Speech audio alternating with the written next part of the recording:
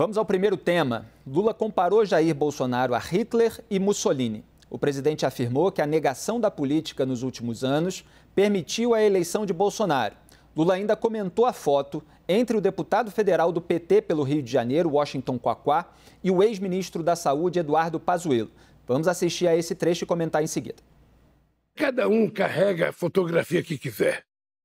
Cada um carrega. Eu não sei da relação, não sei como é que foi essa foto, não sei se essa foto está posada ou foi uma foto por acaso, mas eu acho que o companheiro Quaquá já tem dado suficiente para escolher, sabe, com quais pessoas ele quer tirar fotografia. Então, sabe, ele já tem mais de 30 anos de idade, ele sabe o que quiser. O que eu acho, Vidonela, eu acho é que a política brasileira, ela muitas vezes, ela é deformada, porque a gente faz uma análise simplista da política. Nunca se negou tanta política como se negou nesses últimos 15 anos. E quando você nega a política, o resultado é esse. Bolsonaro é Hitler, é Mussolini. Sabe? Quando você nega a política, o resultado é isso, é exatamente o surgimento do autoritarismo. Foi assim que o Hitler cresceu, foi assim que o fascismo surgiu no mundo, e foi assim que o Bolsonaro. Porque se você cobrisse o Congresso Nacional, você poderia perguntar para 1000 pessoas, o Bolsonaro jamais apareceria com possibilidade de ser presidente da República. E ele construiu uma indústria de mentiras, a mais poderosa indústria de mentiras que eu já vi na vida, sabe? Uma cópia fiel daquilo que foi o Trump nos Estados Unidos, e ele vai voltar mentindo, porque ele não sabe contar a verdade. E o senhor não acha que tem... O que o senhor disse para a Amanpour, não tem chance do Bolsonaro voltar a ser presidente. Por quê? Porque eu acho que a sociedade brasileira vai ser, nesses próximos 4 anos, preparada para acreditar naquilo que é verdade e não acreditar naquilo que é mentira. E porque a sociedade vai perceber que nós vamos fazer, em 4 anos, o dobro do que ele fez. Muito bem, a gente pode separar esse trecho em 2 partes. Na primeira, ele fala da foto do Washington Quaquá com o general Eduardo Pazuello, que foi ministro da Saúde no governo Bolsonaro ao longo da pandemia e, por isso, evidentemente, alvo de muitas críticas que a gente fez, inclusive, aqui nesse programa. Joel e Raquel, inclusive, tiveram uma pequena divergência outro dia a respeito desse episódio, mas a gente vê, Joel, que a declaração do Lula é muito mais leve em relação ao Washington Quaquá do que foi o tweet da Gleisi Hoffmann, que repudiou publicamente e disse que para tudo tem limite. Como você avalia? Felipe, o Lula falou mais ou menos o que eu tinha dito ontem, né, com relação a fazer política. Não dá para você chegar no Congresso Nacional negando a possibilidade da política. Então, acho que ele... Não é à toa que as 2 partes do comentário vieram juntas ali, né? Porque ele estava falando disso, falando, claro, a foto é uma foto infeliz, digamos assim, o cara abraçando, sorrindo do lado do Pazuello. Agora, a disposição de conversar, a disposição de dialogar, sendo que os 2 estão no Congresso Nacional. Você pode achar que aquilo que o outro deputado representa é abominável, pode ser que seja, mas aquilo tem representação na sociedade. Não é à toa que aquilo está no Congresso Nacional, porque muita gente discorda de você e pensa daquele jeito. Então, necessariamente, você vai ter que negociar, você vai ter que buscar chegar em alguns pontos, em algum mínimo denominador comum, em algum acordo. Você vai ter que aprender, isso é parte da democracia, hein? Não é o meu... Eu não estou tentando ser o chato aqui. Você vai ter que aprender a ceder em alguns pontos. Isso tudo é parte do que é estar no Congresso Nacional e fazer política. Quem nega essa possibilidade, quem nega isso, no fundo, tem um ímpeto autoritário por trás.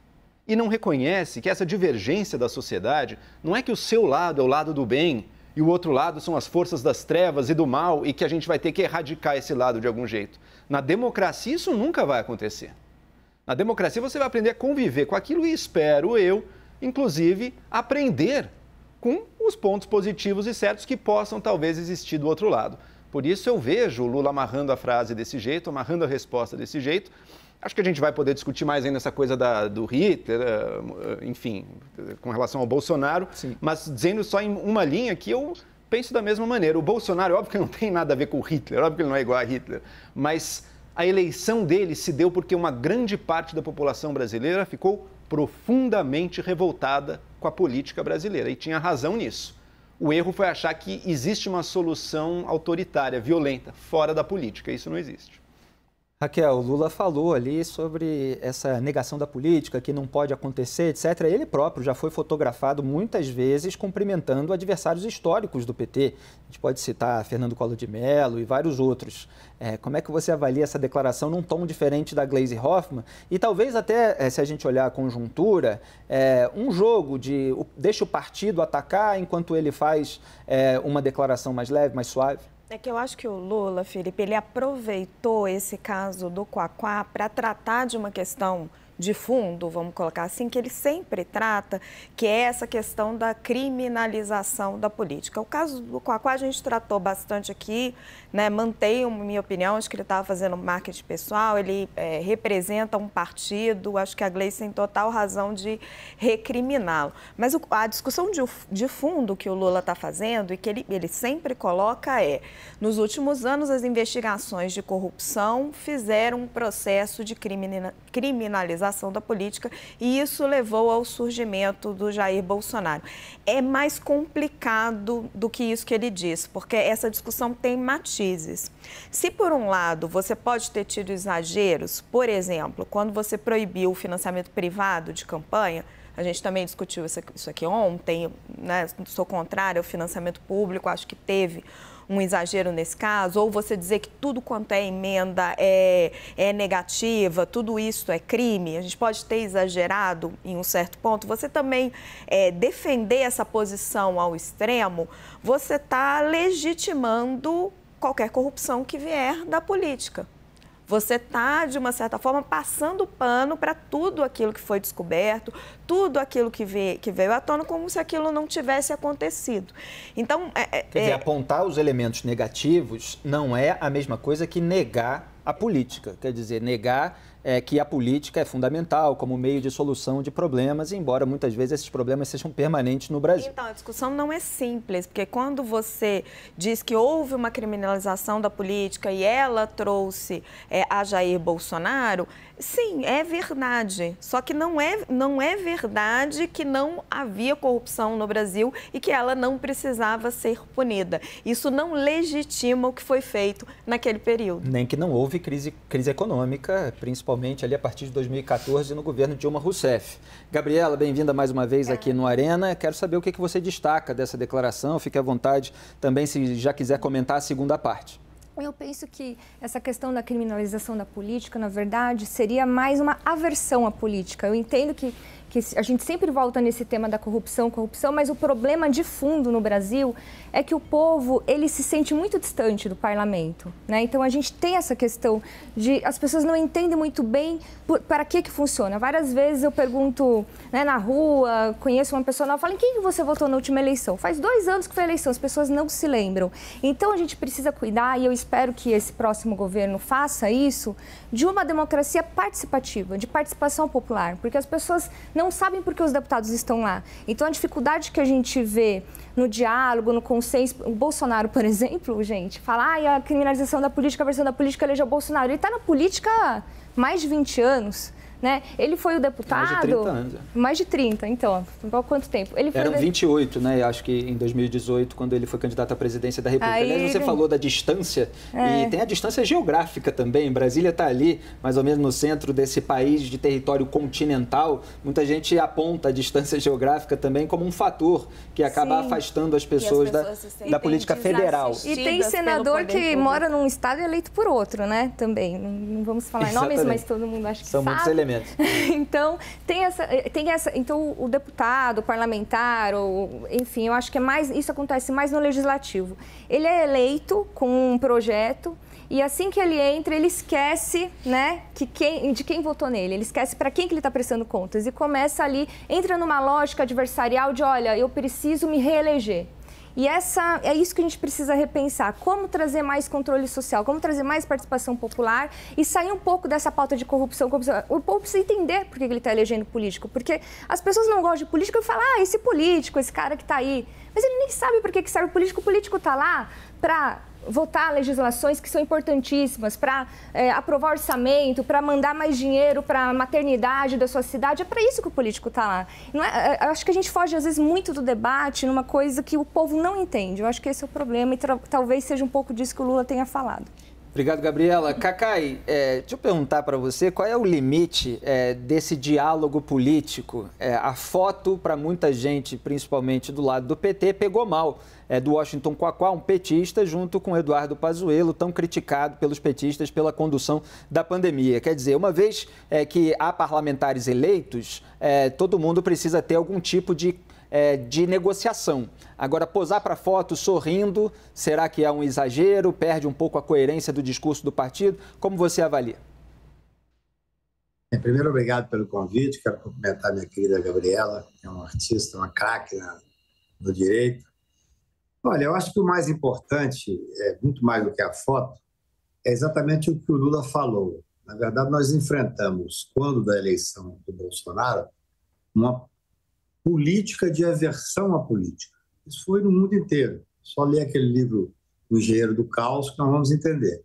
Foi a eleição do Trump, a eleição de outras pessoas de extrema-direita, onde se fez um trabalho muito grande para desacreditar a política.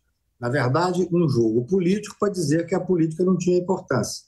E com isso nós vimos, infelizmente, o crescimento de grupos de extrema-direita, especialmente no mundo inteiro, para dizer que a política era desnecessária.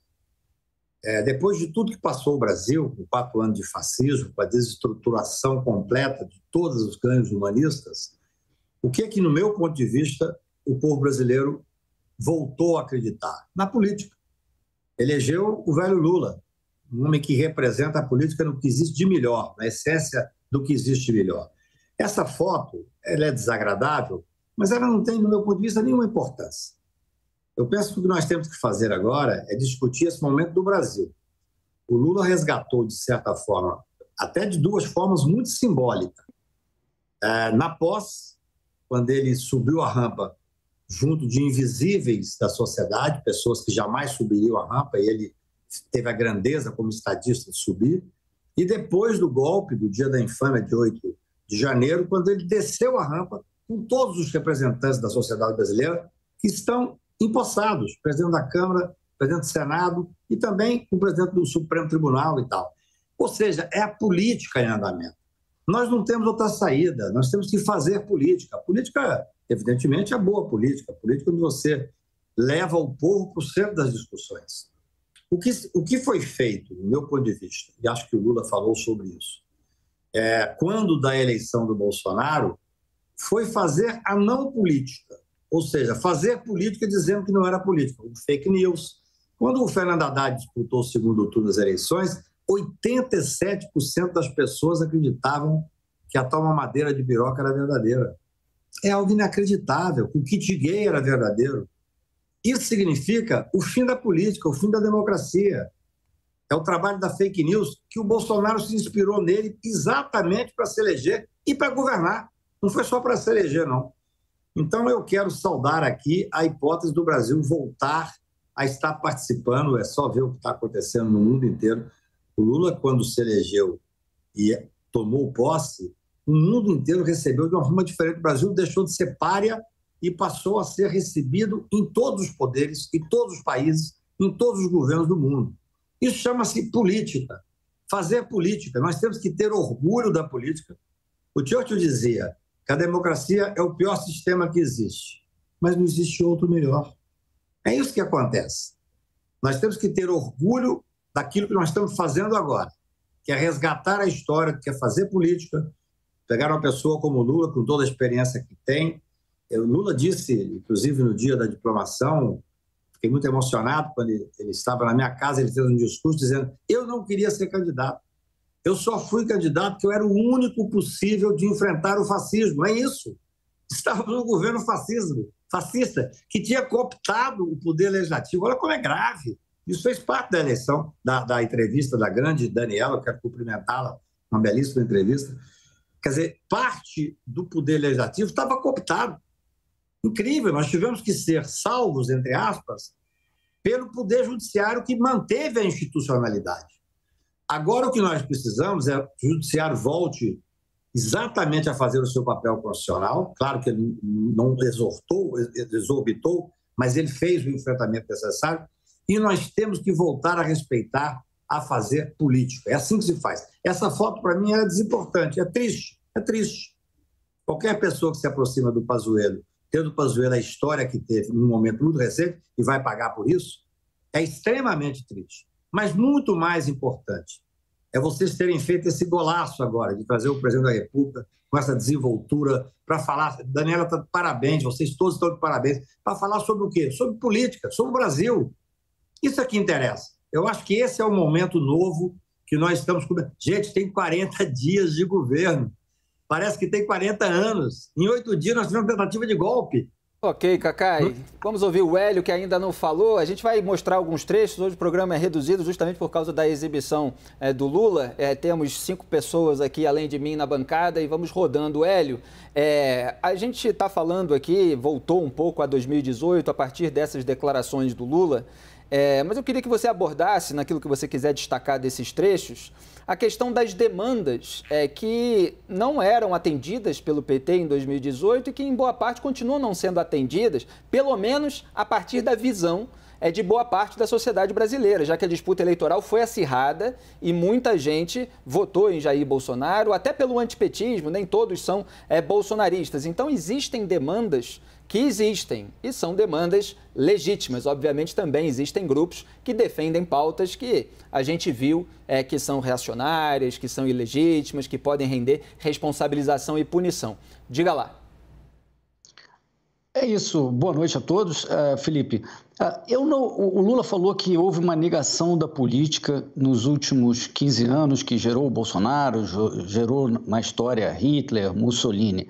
Eu acho que eu não vi esse filme que o Lula está descrevendo. Eu acho que nos últimos 15 anos, em primeiro lugar, houve uma crescente participação em debates políticos, né, da população em geral. Eu acho que era muito mais alienada anteriormente.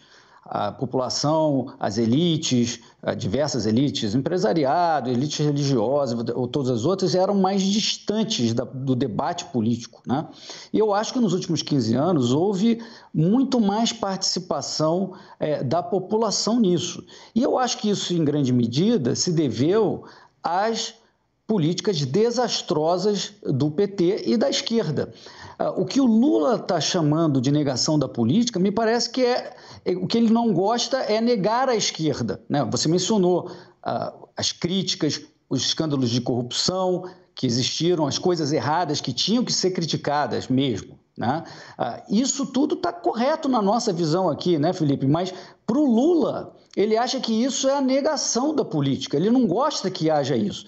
E, na verdade, eu acho que, ao contrário, houve sim essa crescente participação da população na política. Acho que um pouquinho antes desse período que ele mencionou, né, que ele deixou convenientemente de fora, aí sim houve a negação da política, quando houve o mensalão. A criminalização da política foi o mensalão, quando você tenta anular um poder da República comprando via corrupção. Isso sim é a verdadeira negação da política. Então eu vejo ao contrário do que o Lula está dizendo. Complemento rápido para a gente chamar o primeiro comercial, Raquel. Não, assim, só uma pontuação. Se o mensalão, sim, foi um esquema de compra de votos que distorce completamente a política, o governo Jair Bolsonaro, a estratégia de Bolsonaro era a negação da política. Ele se vendeu como um outsider apesar de ter 27, 28 anos no parlamento, para tentar se eleger.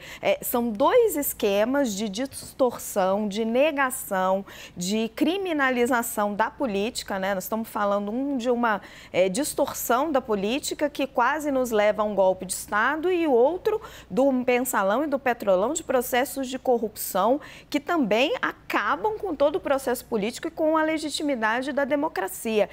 As duas coisas estão erradas na minha avaliação.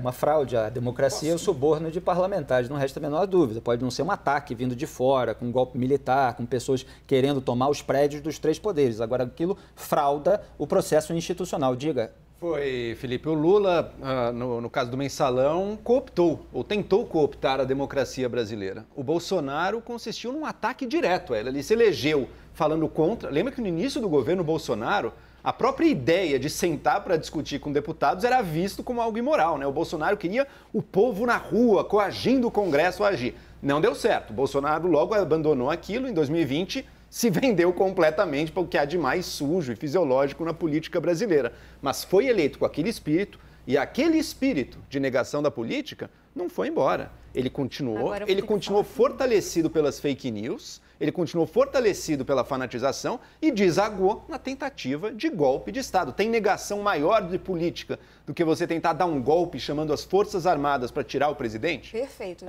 a gente vai voltar a esses temas, a Gabriela quer falar, mas a gente vai... Um segundinho Só uma rápido. correção, é que o Lula não foi julgado no mensalão, ele não cooptou o sistema político, ele não foi réu no mensalão, então só uma correção. E para o próximo bloco, ou para outra oportunidade, eu acho que aqui o que a gente tem em comum é precisamos falar sobre reforma política. Acabou.